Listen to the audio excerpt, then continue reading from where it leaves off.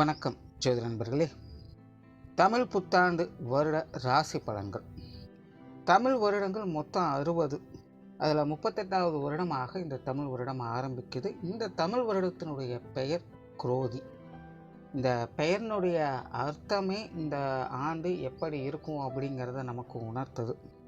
ஏற்கனவே போன தமிழ் வருட பலன்கள், அதாவது சோபக்கிருது தமிழ் வருட பலன்களில் ஒரு விஷயத்தை நான் மென்ஷன் பண்ணியிருப்பேன்.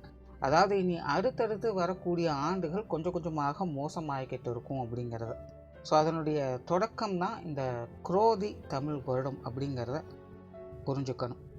ஸோ பொதுவான வகையில் இந்த குரோதி தமிழ் வருடத்தை எப்படி விளக்குறாங்க அப்படின்னா, அந்த வருடத்தில் நிறைய ஏற்றத்தாழ்வுகள் இருக்கும்.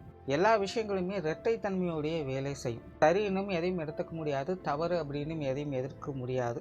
இதனால் இரு தரப்புகள் அப்படின்னு பிளவுபட ஆரம்பிக்குது. ஸோ இரு பிரிவுகளாக பிரிஞ்சிட்டாலே நீ பெருசா நான் பெருசா அப்படிங்கிற மனோபாவம் இயல்பாக உருவாக ஆரம்பிச்சிடும். இதனால் இந்த குரோதம், பகை, சண்டை சச்சரவுகள், மனஸ்தாபங்கள் போன்ற விஷயங்கள் உருவாகுது. ஸோ நார்மலாகவே இந்த குரோதி தமிழ் வருடங்கள் வரும்பொழுதெல்லாம் பார்த்தீங்கன்னா நாடுகளில் தேவையில்லாத விரோதம், போட்டி பொறாமைகள், சண்டை சச்சரவுகள், வழக்குகள் அதிகமாகிறது. களவு, சூது போன்ற விஷயங்கள் அதிகமாகிறது. ஆசை காட்டி மோசம் செய்யக்கூடிய விஷயங்கள் இப்படியெல்லாம் நடக்கும்.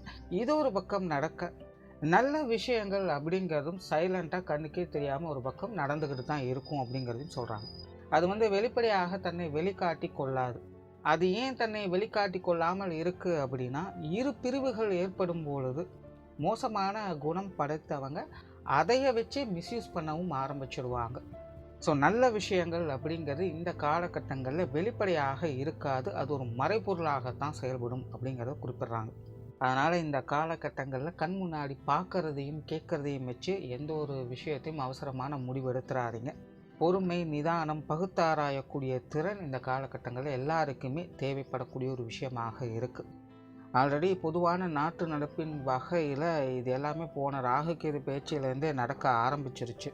ஸோ அதனால் பொதுவான வகையில் நாட்டு நடப்பின் அடிப்படையில் பார்க்கும்பொழுது மனிதர்கள் ஒரு யதார்த்தமான வாழ்க்கை வாழ்வதற்கு கொஞ்சம் சுதாரித்து இருக்க வேண்டியதாக தான் இருக்குது. சரி, இந்த குரோதி வருடத்தில் இந்த கிரகங்களுடைய அமைப்புகள் அப்படின்னு பார்க்கும்பொழுது மாத கிரகங்களுடைய பயிற்சிகள் அப்படிங்கிறது வழக்கம் போல் இருக்கும். அதில் பெருசாக மாற்றங்கள் எதுவும் இருக்காது. பட் வருட கிரகங்கள் அப்படின்னு பார்க்கும்பொழுது குரு பயிற்சி மட்டும்தான் இருக்குது. 2024 மே மாதம் மேசராசியிலிருந்து ரிஷபராசிக்கு குரு பயிற்சி ஆகும். ஸோ வருட கிரகங்களுடைய பயிற்சி அப்படின்னு பார்க்கும்பொழுது குரு பயிற்சி மட்டும்தான் இருக்குது. ஆனால் ஜூன் மாதத்தில் தொடர்ந்து ஒரு 5 மாதங்களுக்கு சனி வக்ர நிலையில் செயல்படும்.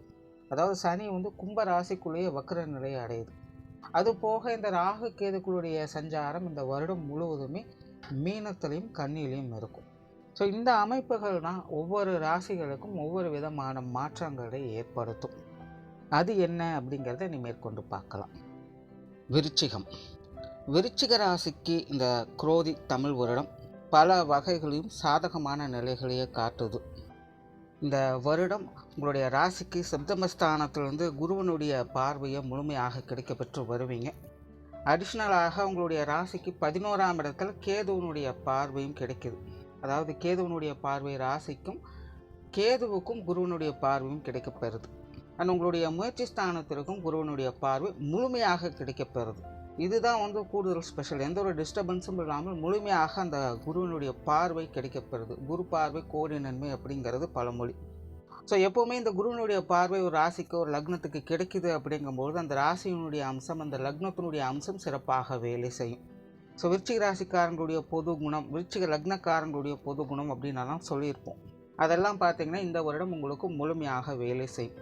எப்போவுமே இந்த சுப கிரகங்களுடைய பார்வை கிடைச்சிருச்சு, இல்லை சுப கிரகங்களுடைய சேர்க்கை கிடைச்சிருச்சு அப்படின்னு சொன்னாலே எல்லாருக்கும் ஒரு மைண்ட் செட் என்னென்னா, நான் பெரிய லெவலில் டெவலப் ஆகிடுவேன், நான் பெரிய ஆளாகிடுவேன், என் பிரச்சனை எல்லாமே தீர்ந்துடும், நான் சந்தோஷமாக எப்போவுமே சிரிச்சுட்டு மகிழ்ச்சியோடு இருப்பேன் அப்படிங்கிற மாதிரி கற்பனை பண்ணிக்கிறாங்க. அதாவது ஒவ்வொரு ராசிக்கும் ஒவ்வொரு லக்னத்துக்கும் ஒரு இயல்பு அப்படிங்கிறது இருக்குது. அது என்றைக்குமே மாறவே மாறாது. ஸோ அது பார்த்திங்கன்னா சுப கிரகங்களுடைய பார்வை சேர்க்கை கிடைக்கும்போது நல்ல விஷயங்களாக அது மாறும் அதே குணத்தோட. அதே அசுப கிரகங்களுடைய பார்வை சேர்க்கை கிடைக்கும்பொழுது அதே விஷயம் கெட்ட விஷயமாக மாறும். இதுதான் இங்கே நம்ம புரிஞ்சிக்க வேண்டியது. பட் இன்றைக்கி ஜோதிடம் அப்படின்னு பார்த்தாலே எல்லாருமே ரொம்பவுமே எக்ஸாஜுரேஷன் பண்ணி தான் எல்லாத்தையுமே சொல்கிறாங்க. பட் அதெல்லாம் எந்த அளவுக்கு ஒர்க் அவுட் ஆகும் அப்படிங்கிறதெல்லாம் சொல்ல முடியாது. பட் ரியல் என்ன அப்படிங்கும்போது ஒரு சுப கிரகங்களுடைய பார்வை சேர்க்கை கிடைக்கும்போது அந்த ராசியினுடைய குணம், அந்த லக்னத்தினுடைய குணம் அப்படிங்கிறது நல்ல முறையில் வேலை செய்ய ஆரம்பிக்கும் அப்படிங்கிறது மறுக்க முடியாத ஒன்று.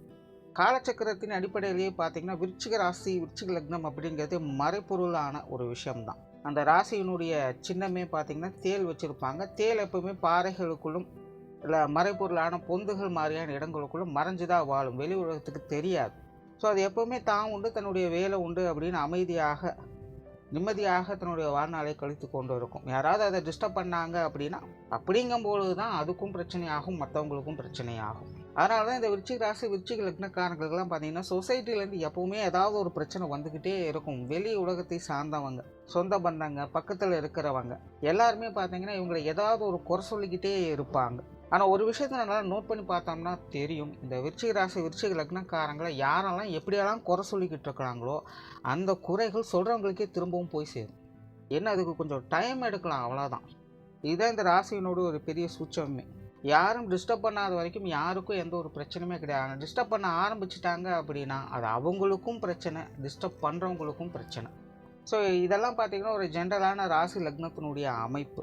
ஸோ இந்த வருடம் அப்படின்னு பார்க்கும்போது இந்த சுப கிரகங்களுடைய பார்வை பலம் அப்படிங்கிறது முழுமையாக இருக்குது. குறிப்பாக குருவினுடைய பார்வை ரொம்பவும் சிறப்பாக செயல்படுது.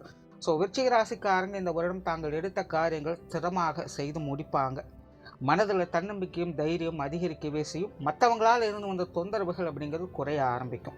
மெயின் பிரச்சனையே இந்த விருச்சிக ராசி, விருச்சிக லக்னக்காரங்களுக்குலாம் இதுதான். யாரெல்லாம் இது வரைக்கும் உங்களை குற்றம் குறை சொல்லிட்டு இருந்தாங்களோ அவங்களாம் இனி விலக ஆரம்பிச்சிடுவாங்க. சண்டை போட்ட வந்தவங்க கூட இனி சமாதானத்தையே விரும்புவாங்க.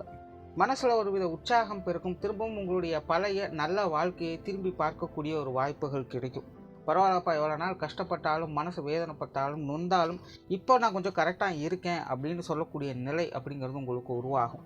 அவங்கவுங்களுடைய வயதிற்கு ஏற்ப, அவங்கவுங்களுடைய தேவைக்கேற்ப அவங்களுடைய தேவைகள் அப்படிங்கிறது பூர்த்தியாகும். உங்களுடைய நீண்ட நாள் ஆசைகள், உங்களுடைய நீண்ட நாள் எதிர்பார்ப்புகள் போன்ற விஷயங்கள்லாம் இந்த வருடம் உங்களுக்கு பூர்த்தியாகும்.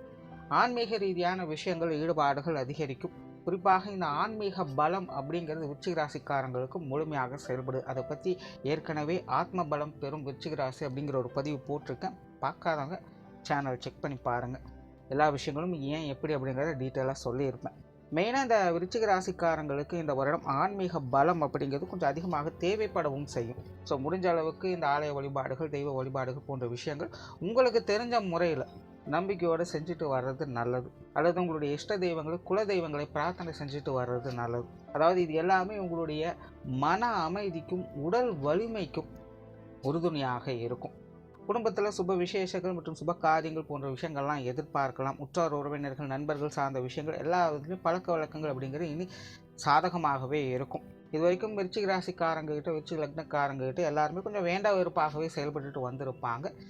இந்த வருடத்துலேருந்து அந்த நிலைகள் அப்படிங்கிறது முற்றிலுமாக மாறும். நிறைய பேருக்கு புதிய உறவு முறைகள் அப்படிங்கிறது கிடைக்க ஆரம்பிக்கும். பழைய நட்பு வட்டாரங்களை புதுப்பிக்க ஆரம்பிப்பீங்க. பொது விஷயங்கள் மற்றும் பொது காரியங்களில் உங்களுடைய பங்களிப்புகள் இருக்கும். விருச்சிக ராசிக்காரங்களுக்கு எல்லாருக்கிட்டையுமே ஒரு இணக்கமான சூழ்நிலைகள் அப்படிங்கிறது ஏற்படும். அண்ட் கெரியர் பேஸ்டான விஷயங்கள் விருச்சிக ராசிக்காரங்களுக்கு ஒரு கலவையான நிலைகளில் தான் இருக்குது. அதாவது விருச்சிக ராசிக்காரங்க இந்த டைமில் பார்த்தீங்கன்னா அவங்களுடைய பர்சனல் விஷயங்கள், குறிப்பாக சென்டிமெண்ட் சார்ந்த விஷயங்களுக்கு தான் அதிக முன்னுரிமை கொடுத்து வருவாங்க. ஸோ அதனால் அவங்களுடைய செயல்பாடுகள், காரிய ரீதியான விஷயங்கள் எல்லாமே பார்த்தீங்கன்னா கொஞ்சம் மந்தத்தனத்தோடு தான் இருக்கும். ஆகையினால் தொழில், வேலை, உத்தியோகம் சார்ந்த விஷயங்கள் கூட பெரிய அளவில் டெவலப்மெண்ட் அப்படிங்கிறதுல எதுவும் இருக்காது. பெரும்பாலும் வழக்கமான விஷயங்களையே பார்க்கலாம். சிலருக்கு இடமாற்றங்கள் போன்ற விஷயங்கள் ஏற்படும். புதிய வேலை வாய்ப்புகள், தொழில் வாய்ப்புகள் போன்ற விஷயங்கள் கூட சாதகமாகவே இருக்கும். பட் டெவலப்மெண்ட் அப்படிங்கிறது மட்டும்தான் ஒரு லிமிட்டோட இருக்கும். அதுக்காக பெரிய அளவு பிரச்சனையெல்லாம் எதுவுமே இருக்காது. எல்லாமே சமாளிக்கக்கூடிய விஷயங்களாகத்தான் இருக்கும். வாடிக்கையாளர்கள் சார்ந்த விஷயங்கள், கூட்டுத்தொழிலில் ஈடுபட்டிருக்கக்கூடியவங்களுக்கு எல்லாமே பார்த்தீங்கன்னா கண்ட்ரோலில் தான் இருக்கும்.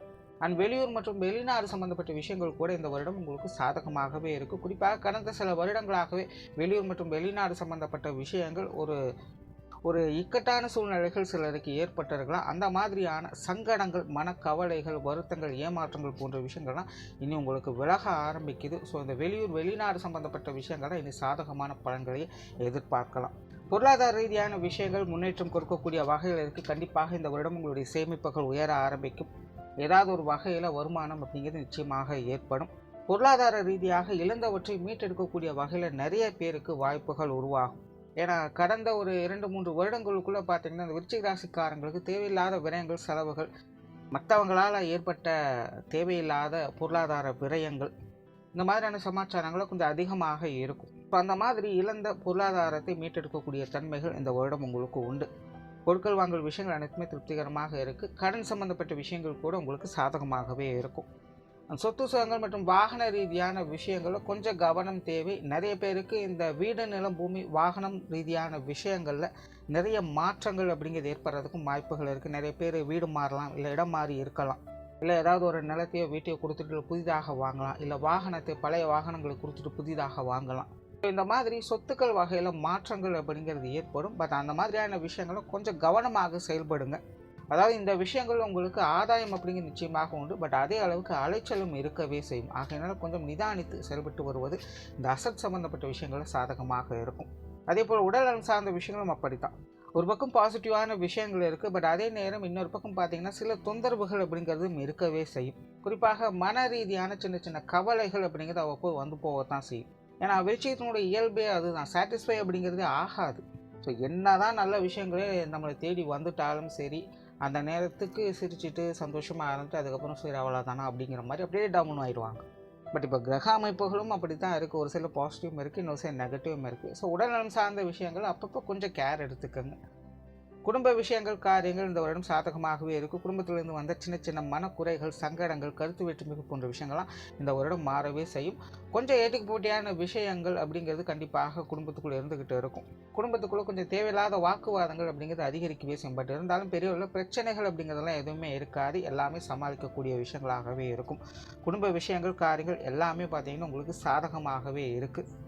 குடும்ப தேவைகளை பூர்த்தி செய்து வருவீங்க. குடும்ப உறுப்பினர்கள் சார்ந்த விஷயங்களும் கூட உங்களுக்கு சாதகமாகவே இருக்கும். குறிப்பாக கணவன் மனைவி உறவுகள் சம்பந்தப்பட்ட விஷயங்கள் இந்த வருடம் ரொம்பவுமே சிறப்பாக இருக்குது. குழந்தைகள் சம்பந்தப்பட்ட விஷயங்கள் சிறப்பாக இருக்குது.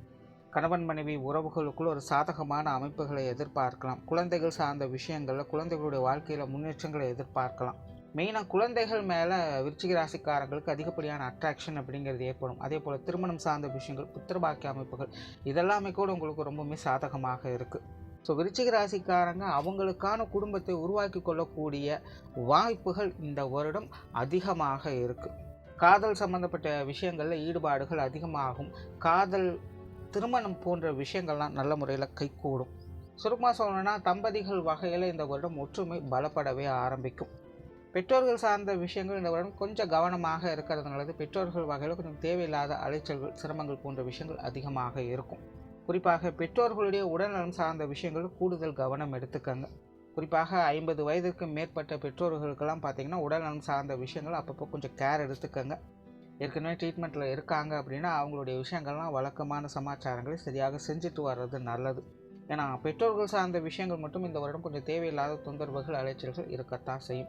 ஆனால் உடன்பிறப்புகள் சார்ந்த விஷயங்கள் இந்த வருடம் சமாளிக்கக்கூடிய வகையில் இருக்கும். பட் இருந்தாலும் பட்டும்படாமல் இருக்கக்கூடிய விஷயங்கள் தான் அதிகமாக இருக்குது. பட் பெரிய அளவில் தொந்தரவாக எதுவும் இருக்காது. அது ஒரு பாசிட்டிவாக இருக்கும். மாணவர்களுக்கு கல்வி மற்றும் வித்தை சார்ந்த விஷயங்கள் இந்த வருடம் சாதகமாக இருக்குது. பட் மாணவர்கள் முடிஞ்ச வரைக்கும் அவங்களுடைய முயற்சியை கைவிடாமல் இருப்பது நல்லது. அதாவது கல்வி, வித்தை சம்பந்தப்பட்ட விஷயங்கள், காரியங்கள் அவங்களுக்கு சாதகமான நிலைகள் இருந்தாலும் கூட மாணவர்கள் அப்பப்போ கொஞ்சம் டிஸ்ட்ராக்ட் ஆகக்கூடிய தன்மை இருக்குது. சில நேரங்களில் கொஞ்சம் போர் அடித்து அப்படியே ஒதுங்கிடுவாங்க. அதனால் உங்களுடைய படிப்பு விஷயங்களும் கொஞ்சம் ஸ்திரத்தன்மை அப்படிங்கிறது தேவைப்படும். அதே போல் நிறைய பேருக்கு கல்வி, வித்தை சம்பந்தப்பட்ட விஷயங்களை, இடமாற்றங்கள் போன்ற விஷயங்கள் இந்த வருடம் தவிர்க்க முடியாததாக இருக்கும். பட் இருந்தாலும் அது எல்லாமே பெரும்பாலும் சாதகமான அமைப்புகளே உண்டு.